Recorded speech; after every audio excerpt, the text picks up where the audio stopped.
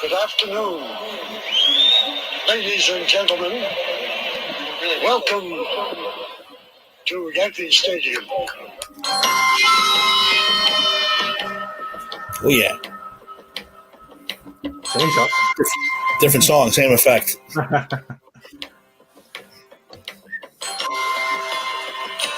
Can't get too excited. Too excited. Goosebumps. I know, man. Come on, let's get it going. All right, what's up, everybody? Welcome to Empire 161, your show for everything New York Yankees, MLB, and now Star Wars / Mandalorian talk. My name is Mr. Tim Tabala. Next to me is my co-host, Mr. Ed Kamers. Ed, what is going on the past few weeks? What is up, man? Yeah, it's been a couple of weeks off there, but a lot going on. We had a World Series. We had Halloween. I mean, World Series champion. That's not named the race. That's not named the race. Very happy. And most importantly, not named the Astros. That's even more importantly than a race. That's way more important than that. And we also have a special guest that'll be popping up in and out throughout the evening. Oh yeah, the child. The child is here. He's not much of a talker. No, but he's gonna pop up every now and then. He does, but he's gonna pop up every now and then just to make sure that we keep him on the straight and narrow. All right, so let's get this thing started. We got a Giants game coming on tonight. We got Empire Strikes Back on the TV right now, which seems like it's always on now. Oh yeah, let's jump into the 2020 MLB season. Right, like I said, we had ourselves a World Series champion. The Los Angeles Dodgers finally getting over that hump. As to say, their first title in 32 years. 32. Yeah, 88. Yeah. All right. So, what'd you think of the series? How'd you like the series?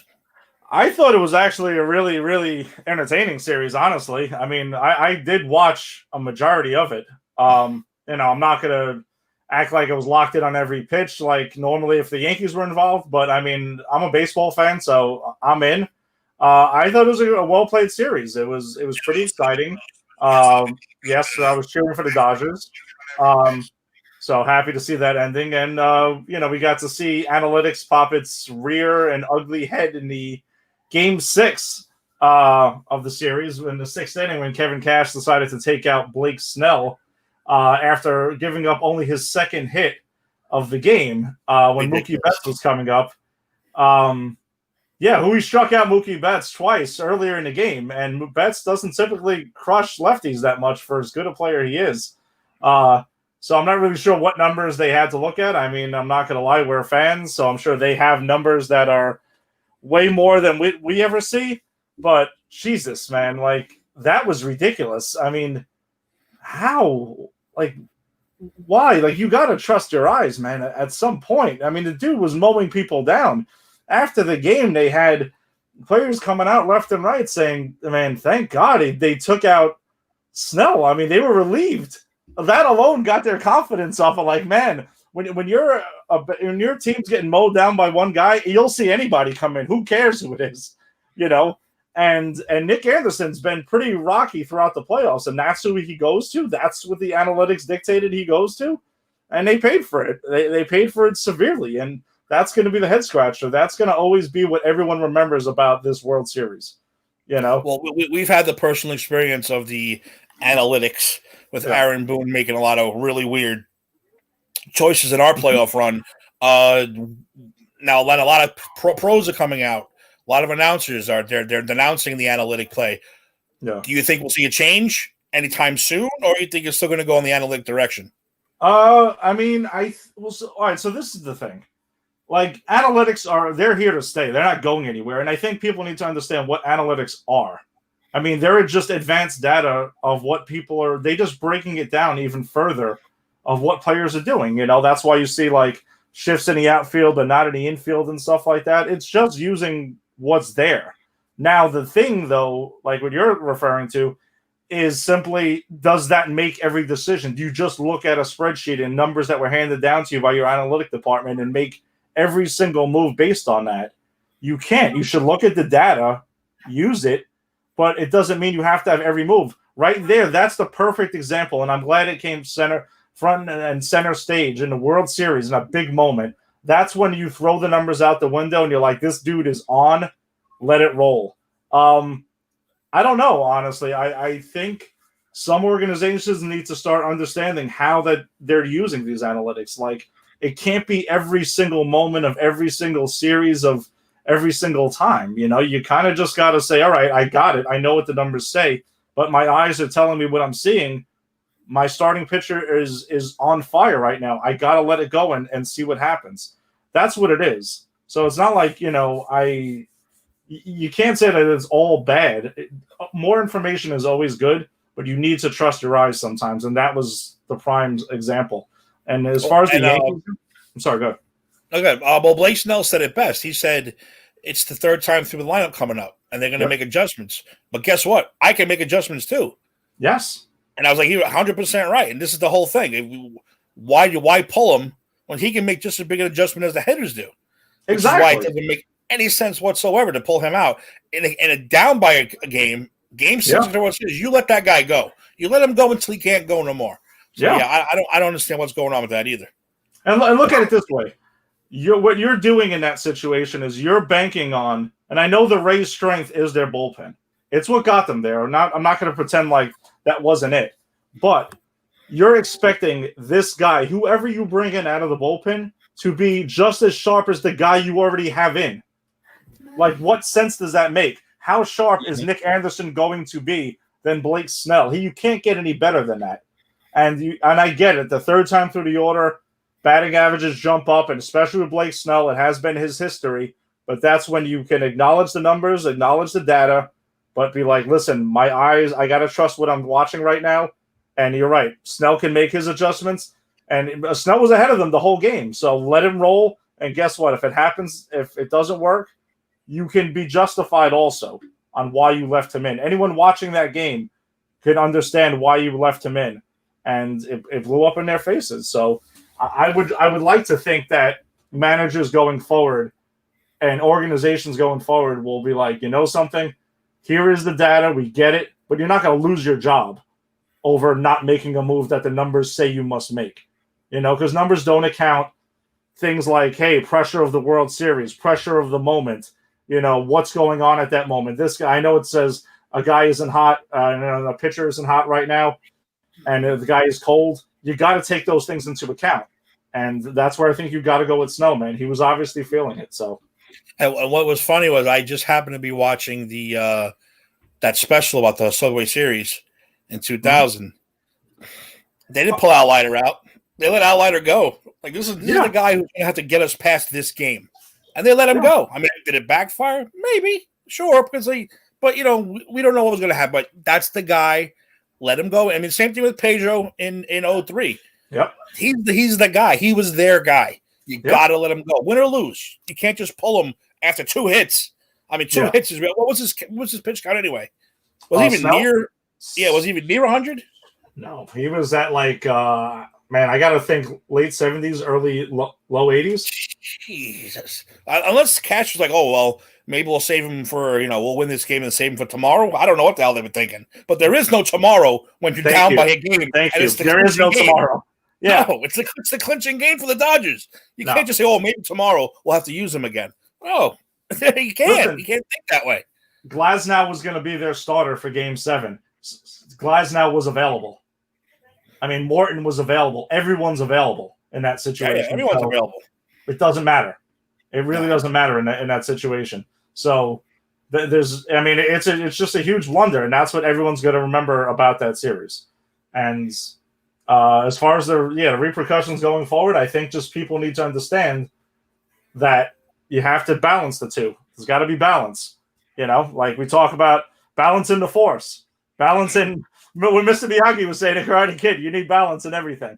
Baseball, you need balance. Take the data, but also trust what you're watching, man. And that was just. I mean, it sucks for them, but whatever. We both wanted to see the Dodgers win, so we got what we wanted in the end. But that was just crazy, man. But yeah. And then what did you think of Justin Turner? I think you already know. That was come on. That's just ridiculous, man. It's ridiculous on levels where all right, his sample first tested inconclusive, right? So maybe they should have been like, hey, maybe we should sit him that game, or maybe you should like just wait to see what happens. But then they tested it again, and he tested positive. By the 7th inning, they got him out of the game. All right, so you get him out of the game, but then he's breaks out of isolation, somehow gets through all security. He can't be stopped according to baseball. Wow. Yeah. Frankie saw the thing I posted on our page as well. I'm hoping he did about a game we were at on Athletic Sock Night in 1993 where, Tartable, Stanley, and Mattingly all went deep and we threw socks onto the field. Someone actually posted that on Twitter. I'm like, yes, I remember this crap. But no, back to what we were talking about though. Like, I don't know. I just don't understand how security doesn't stop Turner from getting back on the field. I mean, if you know you're positive, like, come on, dude. I know it sucks that you can't celebrate with your team, but it sucks even more if you start spreading it all over the place. And the thing was, Dave Roberts is seen in the pictures next to him, and Dave Roberts just dealt with cancer a couple of years ago. I mean, come on, man. Like, I don't know. And at least wear the mask. If you're going to have to run out there like an asshole, wear the mask. Yes, wear it. There are many of them. You don't want to be the pitcher with the mask on? Tough shit. Yeah, exactly. I'm sorry. We all saw your face now. It's a huge friggin' red beard, man. We get it. I don't know. It just that was disappointing, and I know baseball is currently launching an investigation into this. He should be hit with something pretty severe. Whether people get infected or not from this, if nothing comes of it, the guy should see some sort of as a suspension. I know he's a free agent now, but whatever it is, I don't know. I don't know how severe it should be, but he's got to see something next year. Oh, we'll see. All right. So, I enjoyed the World Series. I'm glad the Dodgers won. I've been waiting a long time for that, too.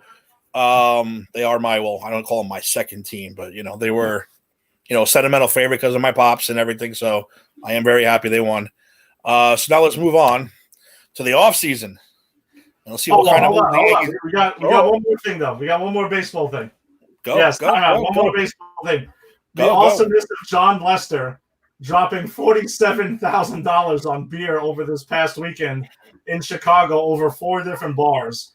That's crazy. So what's pretty awesome about this, though, besides the fact that, so apparently out of the $47,000, $31,082.63 were on Miller Lights specifically. So I don't know if he has some sort of deal with them or not, but apparently that's the case. And $16,000 was the gratuity. So he put a 34% tip on his gratuity total. He warned him with 34 with the Cubs. And also he tweeted this out today, which is the 4-year anniversary of the Cubbies breaking the curse. Their curse, yeah. A couple of years of their curse against the Indians in the World Series. So is he retiring? Is that why he did it? Because he's retiring, or just because of the anniversary? No, well, the Cubs declined his option for $25 million going into this season. But supposedly, like, they might reach an agreement where he might come back for less. But, at his age and everything, they didn't want to, like, spend $25 million. They had a way to get out of it. So I wouldn't be shocked if they he seems like he wants to be there. It seems like they'd like to have him back, just not at $25 million. So, so I thought that was pretty awesome of John Lester over the weekend. I know he's a former Red Sox and everything, but, the dude did battle testicular cancer to come back. So, you got to respect him for that. Hey, look, Bob Uecker said it best in Major League 2. It's amazing what a new uniform can do for somebody. It's true. Just like Mookie Betts. I'm glad the guy won. I'm glad the guy had success. That guy played his balls off. So I'm glad he got another World Series ring. As long as it's not another uniform that he won one in. I'm perfectly happy with that now. Yeah, me and Ange watching the World Series, we admitted it. We're like, man, thank God he's off the Red Sox. We can actually appreciate watching him play ball now. Yeah, you can actually enjoy a game, It's like, all right, fine. Exactly. I'm like, there's the beast. I mean, we didn't know that, but I mean, now you can actually like smile when he's like doing awesome shit. Exactly. So, all right, so let's move on to the current moves, possible moves, any kind of move that hopefully the Yankees will make in this upcoming season. And maybe, I don't know if we have any really, because it really hasn't really heard anything yet. We haven't heard any kind of rumors or anything yet, except for maybe Steve Cohen spending a lot of money this year. Yeah. He didn't lose any money this year, so he might come out with that checkbook and be like, I'm going to take you, I'm going to take you, I'm going to take you. You never know what's going to happen. Yeah, well, as far as the Steve Cohen stuff, I mean, we'll see. Free agency technically started yesterday, but everyone's expecting the free agent market for baseball to go pretty slow as a lot of teams did lose a lot of money and also waiting to see how it develops. So I think we'll wait and see how that goes. It would be silly for Cohen right now to start signing people because you got to see what the market says. Just because Realmuto says he wants X, Y, and Z, you'd be like, all right, let's see what else you got, and then we can make our decision then.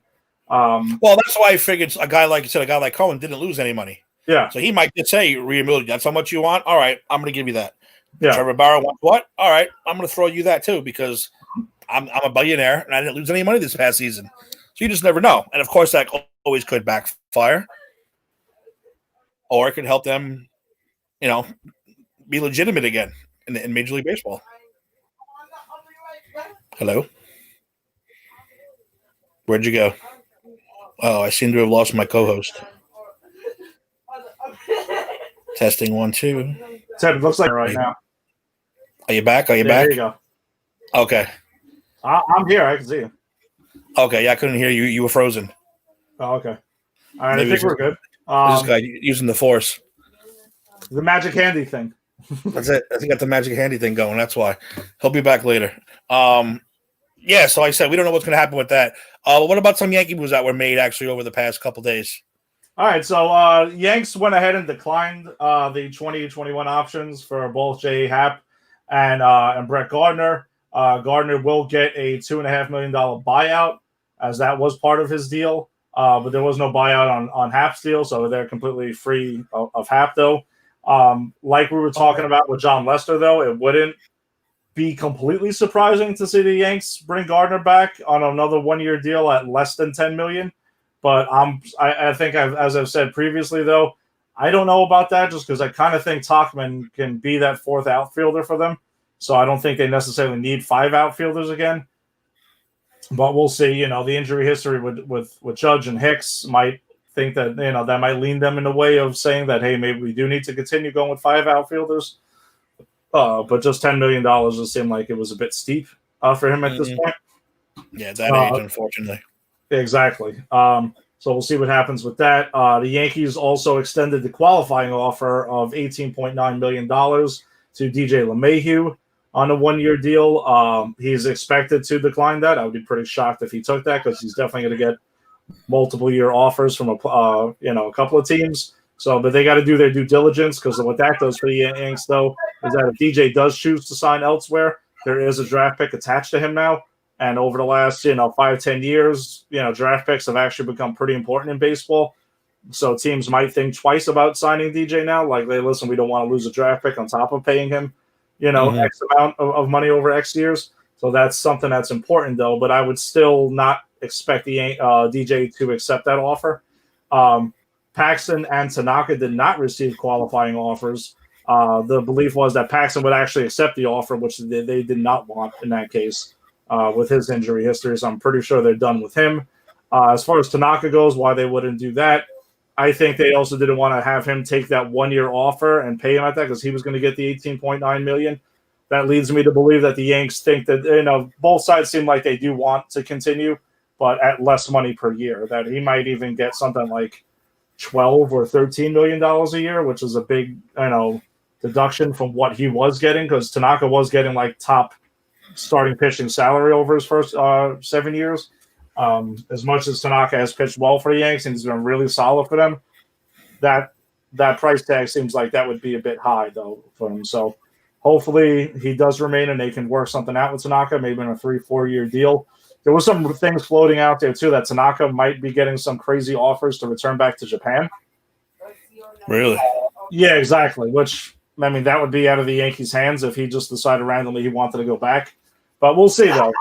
There's also been stuff tweeted out there of Tanaka and his wife with Cole and their wife, like out at sushi dinner and stuff like that. So apparently, they're still all buddies and friends and hanging around there. So I don't know, make that what you want out of it. But, I mean, maybe that believes that he's still, he's pretty tight with these guys and he does want to stay.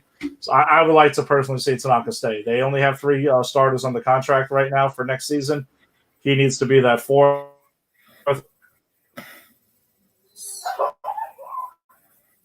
David Garcia.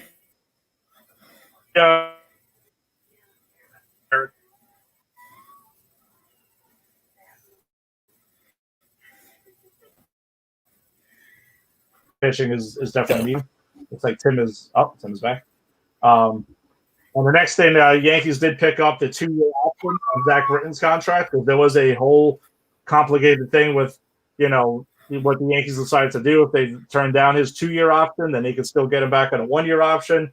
Was possible. There was this whole thing, but the Yankees ended that quick. They picked up his option for 2 years, so now he's signed through 2022. With the total contract is worth $27 million. Next year he'll be on the books for $13 million, and then in 2022 he'll be on the books for $14. I mean, he's arguably been their best reliever since he's joined the team. So, I mean, we thought that was a no-brainer for the Yankees. A guy who can close, who usually sets up for Chapman as well. So, real happy to see Zach Britton is definitely going to be in the fold for a bit. And in the news of when water is wet, Giancarlo Stanton officially opted into the final 7 years and $218 million of his contract. So for those who are somehow waiting, I know there are a lot of fans who are still, kind of cold on Stanton, even though the guy was their best hitter in the postseason run this year by far. I think it just reminded you of what he can do when healthy. Key is being when healthy. So obviously he was not going to opt out of that contract. That would have been kind of crazy on his part. Last piece of Yankee news is Gary Sanchez, Miguel Andujar, and Domingo Germán will be playing in a Dominican Winter League for Toros del Este this upcoming winter. So Sanchez looks like he'll be in the Yanks' plans moving forward, even though Cashman wasn't totally sold on that when he was asked about it after the season. He was more of let's see what happens. I think they're lighting a fire under Gary's ass to say, listen, this is your last shot. Him and Higashioka can actually have a battle in spring training to see who will be the starting catcher. My guess is you're going to see the same two return back. Maybe Higgy gets more playing time next year. We'll see. Or maybe Gary returns to form and starts bashing the ball like the Gary of old. Miguel Andujar could definitely use the reps over the winter to try to get himself back on fact. I know we talked about him in a lot of potential trade rumors and things like that, but he's got to get his stock up. So on the Yankees' part, they're like, hey, what are we really going to get for Andujar? Maybe if he crushes it during winter ball, somebody will see something there. They can get something back in return for him. Or he's in the same boat next year and see what happens with him. And I know Hal Steinbrenner spoke on Domingo Germán saying that they're going to, really need to look into him based on what happened with the charges he faced and why he was suspended this past season.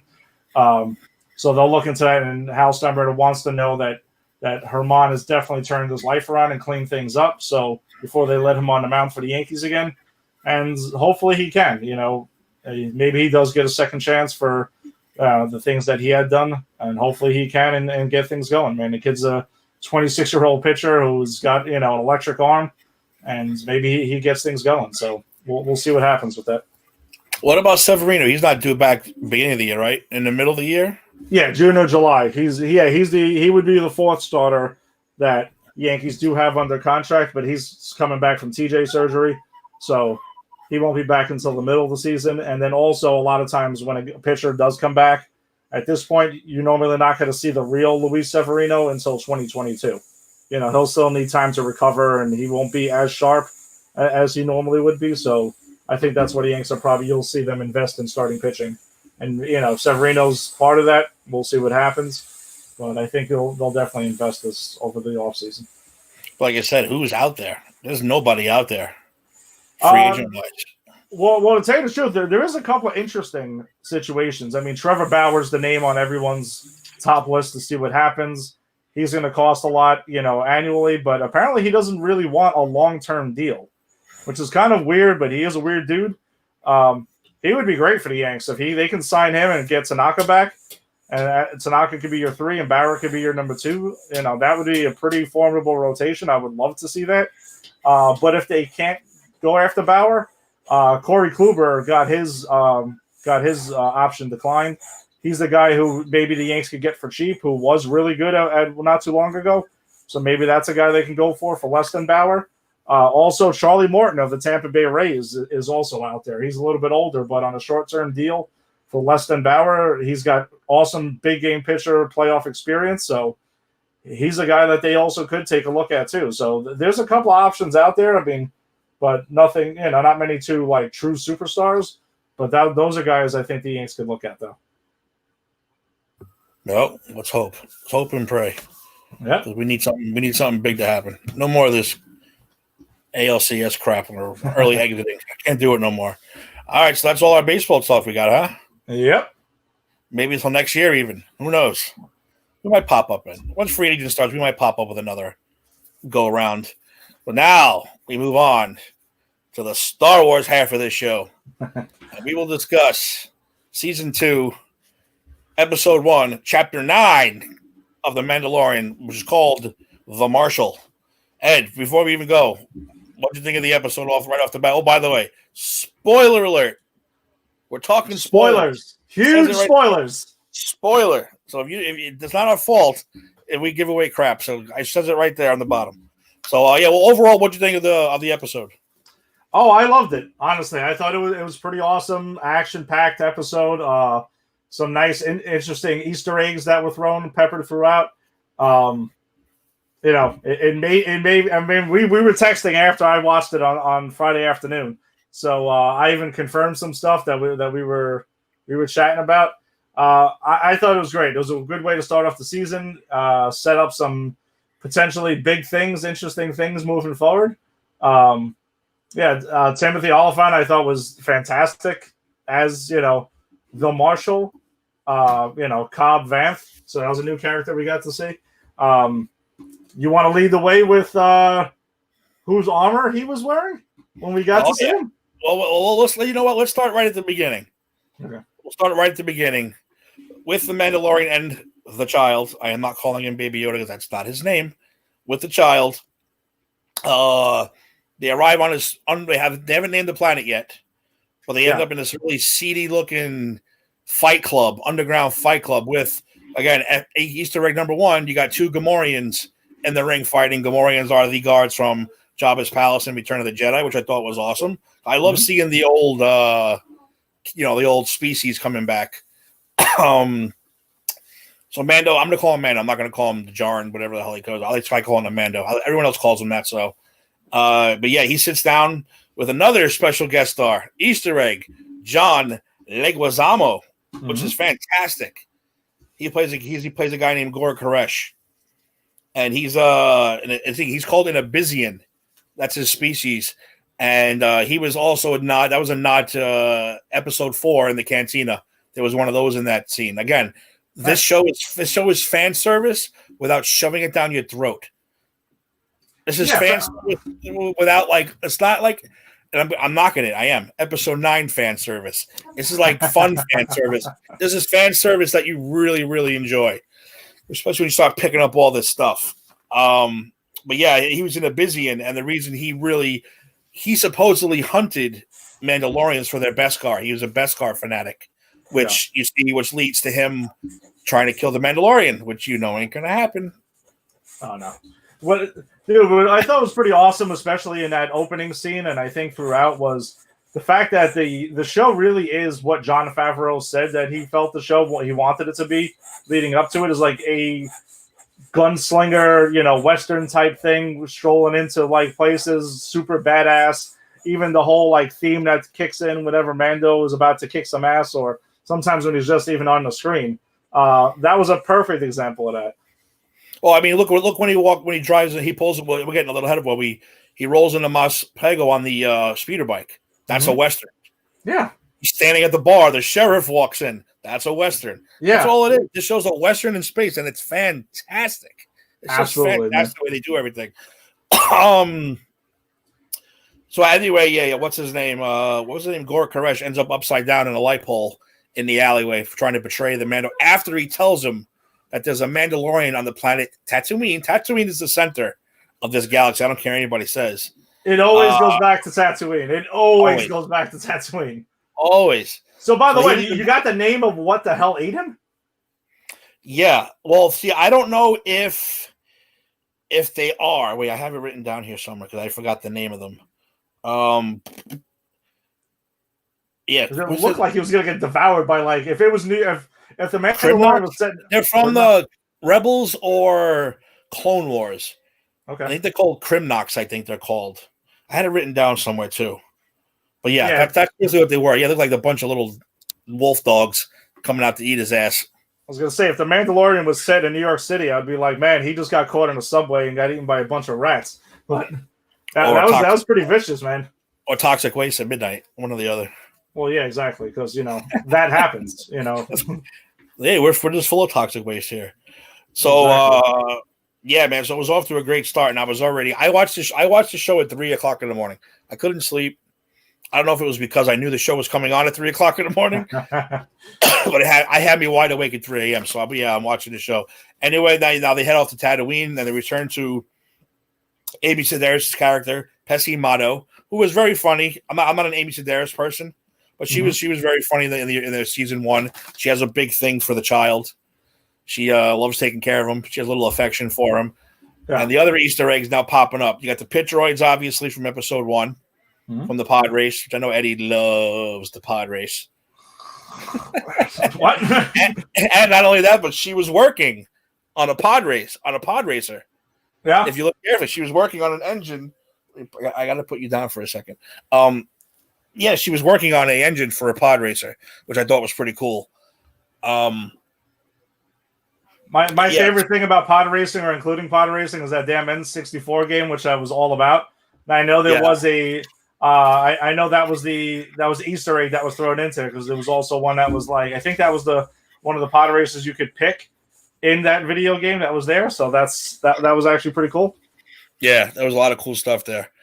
Anyway, yeah, she tells him about the city of Mos Pelgo, which we've never heard of before.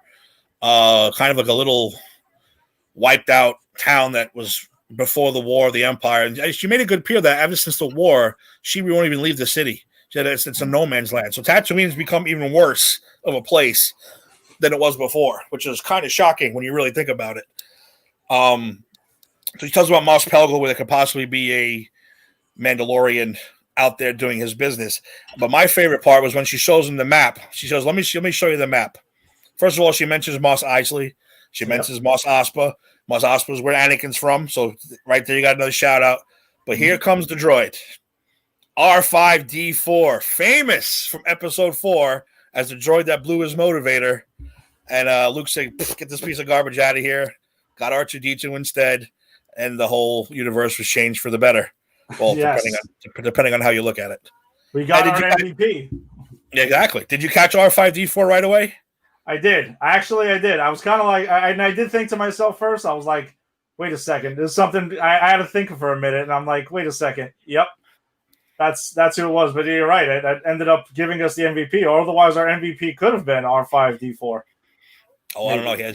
But also, you notice they had the scorch mark around the place where the motivator blew. So I thought that was genius. Again, this is fan service. This is genius fan service. It's not shoving it down your throat stuff. Because that's like, if you didn't know it, you didn't know it. But if you know it, you love it. So, yeah, I thought that was fantastic. He finally got a bit of a shining moment. You know, there's a book. I'll give you a quick insight. There's a book that says R5-D4 did it on purpose, blew his motivator. Because R2 told him, or 3PO told him secretly, actually it was R2, I have to be the one that go. I have the secret plans. I have this. You have to let me go. And R5-D4 blew his transmitter on purpose to let R2 go. That's just like a little, it's a little secret. It's not canon. I'm not going to throw up the canon hand. It's not canon, but it's a little side story they had that came out in a book called, what the hell was that book called? I don't know, but it's all from the view of every other character on Tatooine other than the main characters. So that was a cool little nod, I thought. That's pretty awesome. Yeah, so now we get to Mos Pelgo. And here we go. First of all, he rolls into town like a pimp. Child on his back. And I don't know if you noticed, there's one girl looked like Princess Leia. Did you see the one girl dressed exactly like Princess Leia from episode 4? I did not. White gown. If you watch it again, when they're all running indoors, when he pulls in, one of them looks just like that outfit. I was like, oh, is that supposed to be like a Princess Leia nod or what? I don't know, whatever.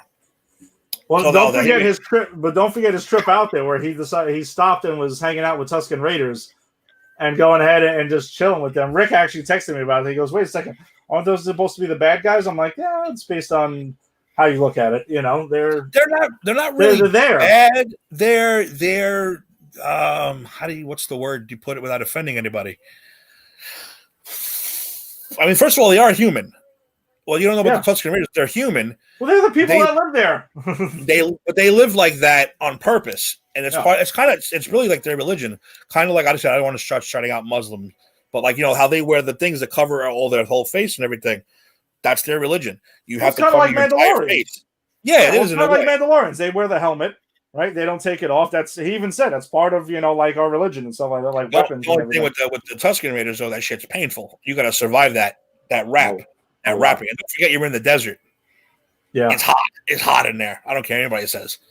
And then you actually learn that language. It's not like they either speak that language. You learn that language quick. Mando knows it, apparently. He was all in there. Like, looks like he was having a good old time there. Yeah. He needs to make friends in his line of business. But yeah, I thought that was great too. I thought it was great to see the Tuscan Raiders finally get their due, except for, getting their heads chopped off by Anakin or Obi-Wan scaring the crap out of them with the Crate Dragon call, which is another good heartback. Yeah, that's coming too. Yep. But like you said, now here comes Timothy Oliphant in the armor, the world's famous armor of Mr. Boba Fett himself. Now, I am not an Oliphant person. I never have been. Okay, I like him. I dug him in this. I did. I dug him in this. There's a few things I like him, and there's a few things I don't. Mm-hmm. But he was really good as Cobb Vanth. He had that perfect arrogance, that perfect, and he stood up to the Mandalorian, which was good. He was ready to fight him. Oh, he's like, we're going to do this right here, in front of the child. And I love Mando's response. I was like, he's seen worse. And that's why you could even he was like, oh, okay, well, I guess, but let's go. And then the Weequay bartender, had a shout to Weequay bartender too, another good species, like seeing pop up every now and then. And then the big rumbling comes. Earthquake. Poor child jumps into a spittoon of all things to save himself, and you find out that it's a Crate Dragon. Again, fan service for the fans.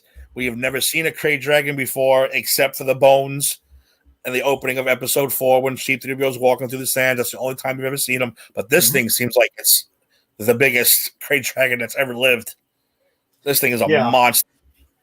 Yeah, just seeing that thing really was like, I started thinking to myself, I'm like, man, not that they were like skimming on the budget of the first season, but this was like next level movie stuff that was going on. I mean, because they looked really good. And yeah, he's, going over and terrorizing the place and everything like that, and ruining people trying to sit down and have spatchka or whatever, Well, like you said, though, what's great was, Vance stood up to the Mandalorian, made friendly, and said, I want the armor. He said, I'm not going to give it to you. Well, then I'm going to take it from you. And, he wanted that armor real bad. Hey, the funny thing is he doesn't know whose armor belongs. He just knows it's Mandalorian, which I think is great. Yeah. I don't know how famous Boba Fett is in the world of Mandalorians, because him and his father weren't technically Mandalorians. All right, so we're going to do this now. I thought we were going to save it for later. No, but technically they weren't. We can get into that because we were texting about this. Like, I think that's one of the big questions, though, is that, like, was Jango and Boba Fett Mandalorian? We don't actually know that, I mean, unless I'm misspeaking, we don't actually know. We know they have the armor. They got the armor somehow. Maybe Jango was. Does that mean Boba automatically was? Like, there's a whole stretch of time that we don't know what Boba did besides bounty hunting. That's pretty much all we really know. And a Sarlacc pit. That's what we know about Boba's time around. And there's a lot to explore there, and I would assume that's what they're going to explore the rest of the season going forward. Well, I was glad, like I said, I know we're jumping ahead, but the fact that they didn't waste any time to show him was fantastic. That's why I was like, holy crap, they're really going to go through with this. Because I was like, I thought wait, the shows that wait to the middle of the season, end of the season, I can't stand that. They were like, nah, we're going to throw this out there right now that he's there. He's on time. I guess we're going back to Tatooine then. Oh, I think the next episode, we'll get to it in the end, but I'm assuming we're going to spend some decent amount of time on Tatooine during the season, more episodes. I think we kind of have to. But I guess the question is, so the Marshal also says that he purchased the armor off of Jawas, which is not surprising at all because they'll just find everything and raid everything as they showed again in season 1. But where did they get it though? Because the last we saw of Boba Fett on screen was in Jedi, where he was, went into a Sarlacc pit, and that was the end of him. I know there's been lots of talk that he's out and stuff like that. He survived, but did he get I'm assuming he was separated from his armor at some point, and they just found it scattered or something like that. I think there's a lot to explore. Yeah, the two obvious choices were, the rumor has always been that he blew up the Sarlacc from the inside. Yeah, and they ended up crawled out, but that the armor was either he didn't think he deserved it anymore, and kind of threw. Because what happens with Boba Fett was I said I don't know what Disney retcon, I don't know what Disney wipes out, but the story that I know, that after Boba Fett escaped, he said he told people the worst mistake I ever made was taking Jabba's money. Because he's not supposed to sit there with Jabba the Hutt as a bodyguard. He's a bounty hunter. He goes out, he does his job, he gets his money, moves on to the next thing. He said the biggest mistake he ever made was taking Jabba's money to sit there and be a glorified bodyguard. Mm-hmm. And he hated it. He hated himself for it. So that might be one of those things where he felt he didn't deserve the armor anymore, and he dumped it and decided to live on Tatooine as a hermit, like everybody else does. I was about to say, like others have done also. So the other cases, maybe it was damaged that we couldn't see. It was damaged beyond, whatever. He took it off and threw. I don't know. Hopefully we get to see him crawling out of that Sarlacc pit. Yeah, that's gonna blow my mind. That's what I'm saying. That's like 13-year-old kid stuff that I've been waiting to see for all this time. Yeah. So yeah, I can't wait for that at all. Do we think Boba Fett was a part of the guild? The Bounty Hunters Guild was. Again, though, from what I know, he was. Disney, I don't know. I don't know where they're going to go. Questions. I know everything is all out in the open now, so. Because I could tell you 1,001 stories, but none of them probably mean anything anymore. Yeah, it's like literally taking all my knowledge and shitting on it. And I don't know what's good anymore. I don't know what it means anymore. Yeah, and it sucks. But what are you going to do? But he was part of the guild for a while, for a long time, and he had a lot of pride in that, and what's his name? In Empire, IG-88, remember, was on the Star Destroyer.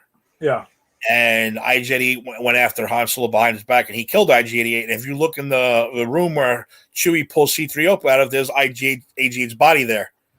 Boba Fett killed him, dumped him in there, and that's that's more fan service, cool stuff that you don't find out until later.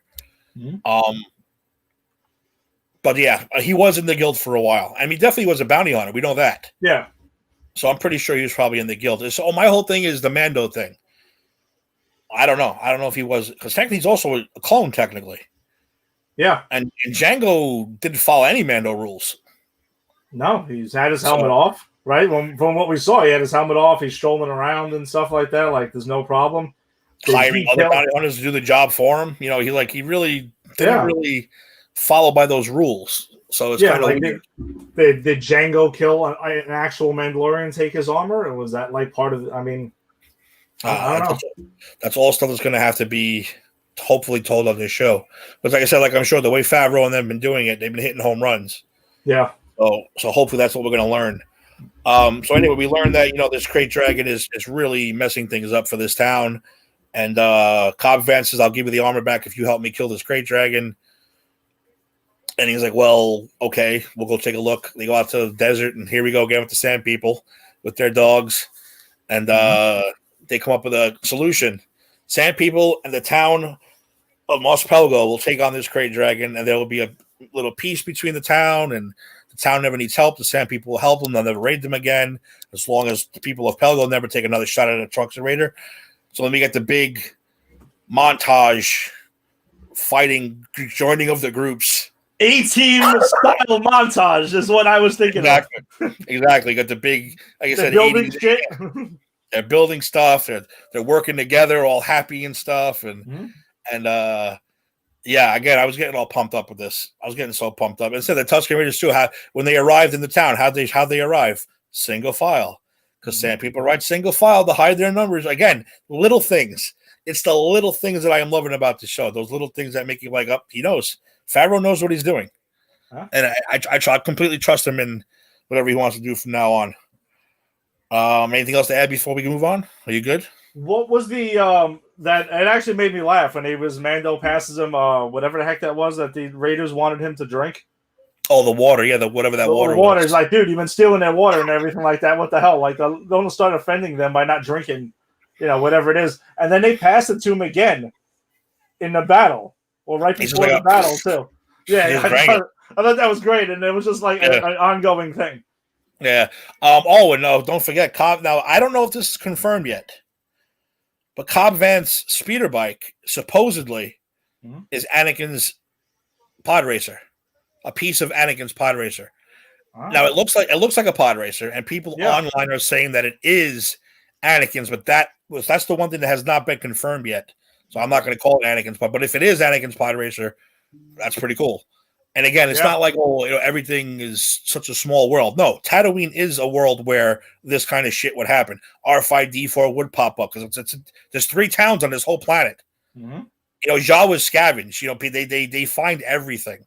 That's the key. The Jawas taking everything and moving shit around all over the place. Oh, you don't think they picked up all the dead pieces to those pods that crashed over the years? They took everything.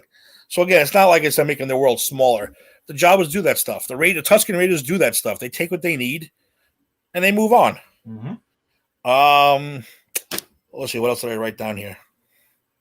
Oh, I loved Cobb Vanth when those Raiders raided the town. And he escaped. He stole the cylinder full of crystals. Mm-hmm. And that thing is called a Camtono, which is world famous. Yep. Known as the ice cream maker. From Empire Strikes Back. The guy who everyone was like, yo, the Empire is invading your city, and this guy grabs an ice cream maker and runs away. We learned in season 1 that Beskar was kept in that. Again, awesome fan service. And in season 2, these crystals are kept in there. So you keep all your valuables in one of these containers. So the idiot did not run out there with an ice cream maker in Empire Strikes Back. He went out there with something very, very valuable. Again, I love that. I love that too. I thought that was fantastic. Yeah. That's how he bought the Boba Fett armor off the Jawas. Mm-hmm. And the fact that he learned how to use it, though, that's something else I would like to have seen. Yeah, see, that's where it's funny. Actually, Angie's the one who pointed it out while we were watching it. She's like, hold on a second. And we just did our season 1 rewatch last week, leading literally up to. Remember, I told you I watched the finale right before I watched this episode. I was like, wait a second, how did he learn how? Like, because when she gives him the jetpack or whatever, and in the finale of season 1, she gives it to Mando. You'll learn it. You have to take time to learn it in order to use it and stuff like that. You could even see Mando had trouble, like he wasn't flying very fluently in that. When he's using it in the finale of season 1. My guess is that he had time to learn it or something like that because he uses it pretty fluently in this episode. He rolled up into that bar, not afraid, and he shot a bunch of guys. So I think he practiced. I think he learned how to use it. He probably didn't want to show another montage after the big. They knew they were going to have the big coming together montage with the Tuskens. Yeah, this isn't Rocky. This isn't Rocky 4. We only need a certain amount of montages. Yeah, we only need one montage with one music soundtrack. We don't need to go a whole movie's worth of stuff. Yeah. But yeah, that was pretty badass. So, and I think it's hysterical how the helmet doesn't fit his head. Exactly. It was so goofy. It does look goofy. He has to wear the scarf to kind of cover his big giant neck because it doesn't fit on his head that great. But still, we got to see the cool stuff. We got to see the thing pop down. We got to see the rocket. We got to see all that cool shit that Boba Fett has. Yeah. And even later on, again, more fan service. Mando tells him, "Look, I'll take care of this. You're out of here." And he hits the switch, and takes off. What happened? Yep. That was in Return of the Jedi. Han Solo accidentally hit that switch, and Boba Fett took off, and that's how he ends up in the Sarlacc pit. Mm-hmm. Again, fantastic callbacks.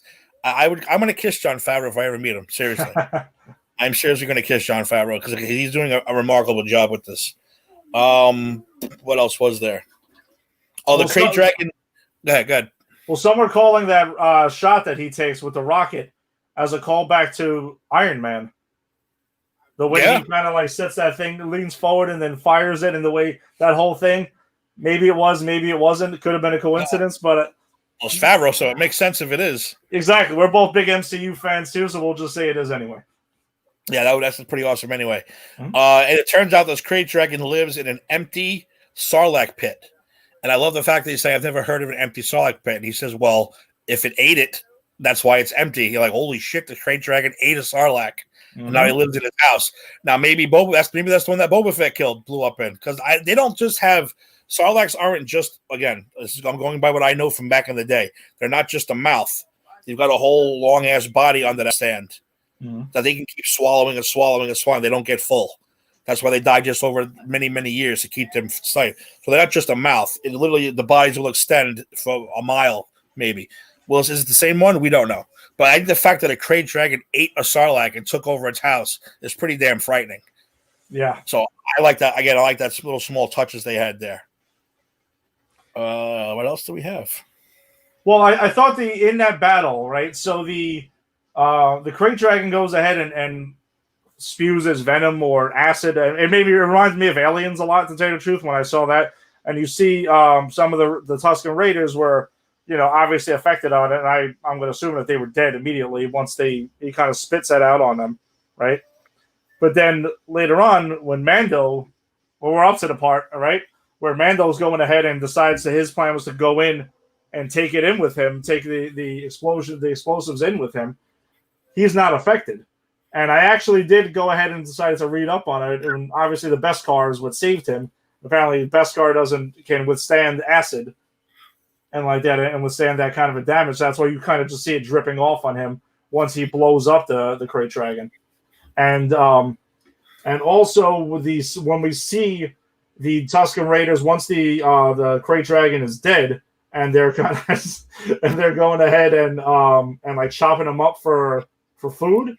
Like Mando takes a big block of meat, for him and I guess the child, and they're heading out with it too. You also see the Tusken Raiders with the crystal. Apparently, yeah. they hold it up and they're all celebrating. My first thought was, Suka. It reminded me of that, like Suka. But apparently, I had taken a look and found out that a Krayt Pearl is. And again, this is just articles written, but Krayt Pearls were used for also kyber crystals to build lightsabers and things like that. So apparently it's a big source of energy or power or something like that. It's from Knights of the Old Republic, the video game. Okay. I don't know too much about. So the people who I never played the game because I don't do computer games. I like console games, not computers. But that was a big deal to them. They all flipped out when that pearl showed up. I don't know too much about the pearl. I thought it was just I would say first time I saw it, I said Suka. It's the first thing I yelled. That's what I was thinking. I was like, oh no, that's not a Suka. What is that? And I had to look it up too. They said it's a pearl and it's a real big deal. And then I saw the video game again. I don't know what the hell that thing is. Yeah, I mean, I'm not suggesting that the Raiders are going to go start building lightsabers and shit like that. But apparently, it's a powerful source in the Star Wars universe for whatever the heck they're going to decide to do with it. So I can see why it's valuable. That dragon probably going to keep them in food for years. Yeah. Then again, they don't have refrigerators. I don't know how that works in the galaxy far, far away. Could be like sushi. Does meat spoil in the galaxy? I don't know. I don't know how that works over there. I don't know. But you got blue milk, non-refrigerated meat, whatever. You never know. I mean, they took a big chunk. Mando took a big chunk. Yeah, I'm sure him and the child will have that on the Razor Crest for quite some time. Oh, that's nasty. Mm-hmm. It's gross. So yeah, I have a feeling we're going to see Cobb Vanth again because he. I mean, again, I'm not an Oliphant fan, but he was really good. Well, he also tells Mando, "I hope our paths cross again." Yeah, and you knew that. That's just like we'll see you at the end of the season. Exactly. When you need my help or something. When you need my help, you're going to come get me. Well, I said that at the end of the episode, everyone's happy and victorious. Mando's driving away back to his ship, and there you see him, the man himself. And it wasn't really confirmed until I went on IMDb, actually. I was like, let me find out. And it says Boba Fett. So it's got to be Boba Fett. Because it could have been, it could have been Captain Rex. It could have been a clone because that guy played all the clones. Tamira Morrison played every clone in episode 2 and 3. Mm-hmm. And it could have been anybody. But in IMDb, it says it is, in fact, Boba Fett, who also probably is the guy who found the body from episode season 1. What was her name? The Fern? Whatever her name was. Yeah, the one from whatever it is. Yeah, exactly. Agent May from Shield. Yeah. So she's got to be played. There's no way that they got her just to be a one and done character there. So my guess is she's still on Tatooine. She's going to be involved in some point this season.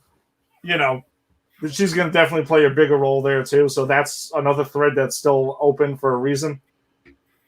I mean, I'm sure we'll see her this season. But yeah, I texted you immediately after the episode. I'm like, I got to confirm this with Tim. I'm like, that's Boba Fett, right? And then, you were like, yeah, check that out on IMDb and everything like that. And it's, he doesn't look too thrilled either. So my questions are exactly like, how did he lose his armor exactly in this canon? How are they going to say that happened?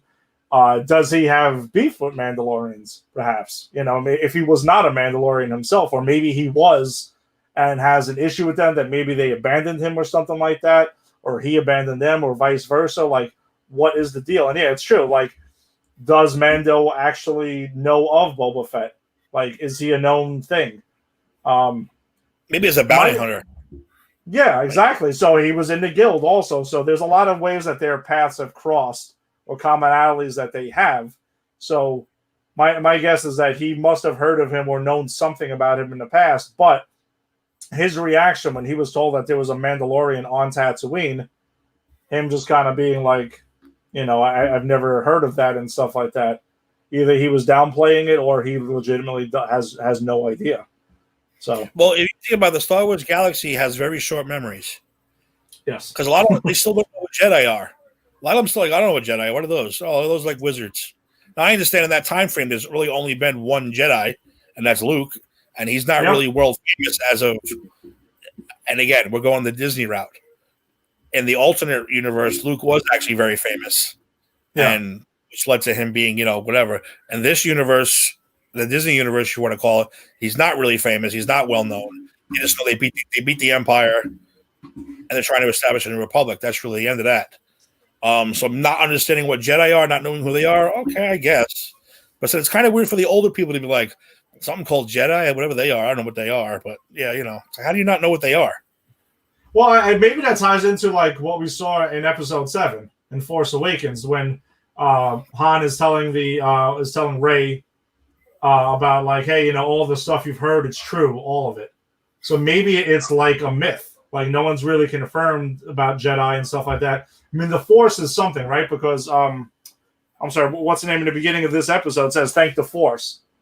Like when she sees the child again. So the Force is a known thing that people, maybe they just believe in it like, a mythical thing, but no one's ever really confirmed that. And then I guess that's what ties in with the Jedi and everything. Maybe they're not really a confirmed thing that they're a myth. They're like what we hear about Batman being a myth at times. Like, he's not really confirmed at times in the DC universe. Which is still weird. Another awesome thing I thought. Well, at one point we know we're not going to stray off into Batman now. With Cobb Vanth saying that when they show the celebration of the destruction of the Death Star, and he emphasizes, the second one. Like it was kind of like I thought it was like a quick nod or a joke about like how there's always a Death Star in Star Wars. So I thought that was a pretty great one too. Yeah, and then how quickly everything fell to shit after that happened. Like I said, it took 3 minutes, and some mining guild comes in and starts shooting people up and taking over their town, and that's how a lot of stuff supposedly happened. It's not easy to knock off your government and build a new republic in a day or two. There's going to be a lot of crazy shit going on, a lot of hinky stuff. So yeah, I think that's what we're going to see a lot during the whole run, however long the Mandalorian, the whole series goes on for, because this does take place. If I'm correct, was it like 5 years after Return of the Jedi? Yeah, 5 years after Return of the Jedi. Yeah, they're just getting their foothold in the galaxy. People are just starting to like, all right, we'll go with these New Republic people. Mm-hmm. So hopefully that was acknowledged in that episode of season 1 where they were like, oh shit, that this this sensor is going to go off and the New Republic's just going to send X-Wing fighters and just blow this whole prison to Kingdom Come, and they were petrified of that. And it's true, they did show up and they were just destroyed everything. They weren't messing around. Oh look, they're sending a gunship after us. Okay, let's shoot them back. And they just shot the shit out of them. Yeah. So no messing around. There is some kind of law in the galaxy. Mm-hmm. But with that comes your your underground, your underworld, which is where Mandalorian lives, which is way more exciting. Yes. Than seeing, yeah, so I'm looking forward to the next episode of it. I can't wait till Friday. And I looked ahead and I saw that this is going to be a Sasha Banks episode. WWE superstar diva Sasha Banks will be in episode 10, chapter 10, this Friday. So I'm curious to see who she is playing. Mm-hmm. I don't think she's going to be playing. Someone said maybe a Jedi of some kind. I said, nah, I don't think so. I think she's going to be another bounty hunter type underworld person. But we'll see. What do I know? And I can't wait to see what's his name from the first episode come back. The big blue dude, Horatio Sands. Oh yeah, what the hell was? Oh man, I forgot his name too already. But they confirmed him. That's not a spoiler. That was in the trailer. If you pay attention to the trailer, he was on the ship. So I can't wait to see why they got him back, or how he got out of the carbonite and all that stuff. So that's going to be fantastic. Yeah, no, super excited for moving forward, man. I mean, I can't wait. I loved every second of it. Watched it twice over the weekend. So we'll see. So my guess though is that the story is gonna continue on Tatooine for this week's episode, and we will hopefully they'll further the storyline with Boba Fett and not kind of like bench him for a couple episodes and then go back to that. So we have a couple more. So we said we have Bo-Katan coming, another Mandalorian. And Ahsoka Tano supposedly. I mean, I had shared that story that was on our page that I think it was the Disney Plus India account or something like that supposedly had a tweet confirming it finally that Ahsoka Tano was going to be in the episode. It's going to be played by Rosario Dawson, and then all of a sudden the tweet got deleted. Well, see that makes sense then. Because people heard when they first heard, he's going to go looking for Jedi. Mm-hmm. Everyone's like, "Oh, Luke's going to appear. Luke can make Luke." No, Ahsoka's out there, and she's involved in the underworld and the underground. She's gonna know more than Luke will, as far as So I think that's the person they're going to be looking for to get this dude back to his people. But I don't think he has any people left. I don't know. I don't know how it works. Is every one of them Force sensitive? We've only met 3. And every one of them has the Force so far. My guess is, the child, who is an infant, essentially, knows how to use he uses the Force. He's done it a couple of times now, magic hand thingy, that Creed went ahead and said, but yes. So apparently he knows they're born and know how to use it already. So, my guess is that his kind, whatever we're going to find out the official name is, they're all Force sensitive, and they must simply know how to use it. So, and does he have a Y name? That's what I'm curious. You got Yoda, you got Yaddle.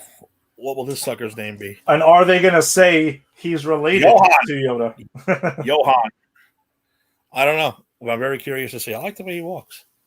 From what I did see also is that they did say that his, the child storyline is going to be further, this season too. That's supposed to be like a main point. So, I don't know if it's going to be. I don't think it's going to be Mando every episode just trying to say, "Help me find Mandalorians. I got to get him back to his people," and then that's it. And then he runs into random adventures while trying to accomplish that one goal. Now you got the Boba Fett thing open. You got him trying to return the child to his people. Oh, I kind of hope that's not the case. As much as I like the child, I hope he gets delivered and it kind of moves on eventually to other things. I don't want the whole series, if it goes 5 seasons, to be about the child. No, actually, if he disappeared and came back at the end, if for some reason helped the Mando out, I think that'd be pretty cool. But I'm hoping he's not all about the series, about him getting back. That's kind of boring, I think. Right now it's great. Right now it's funny. Yeah. Or if the child decides to stay with him. That's true too. Maybe that happens. I just want to know what the heck the species is called. I have to know this. Like, I have to know more about it, and then the child can decide to be his sidekick, his ward, and all of that stuff. Like, moving forward, he could be his Robin for all I care. And will he have backwards syntax? Yes.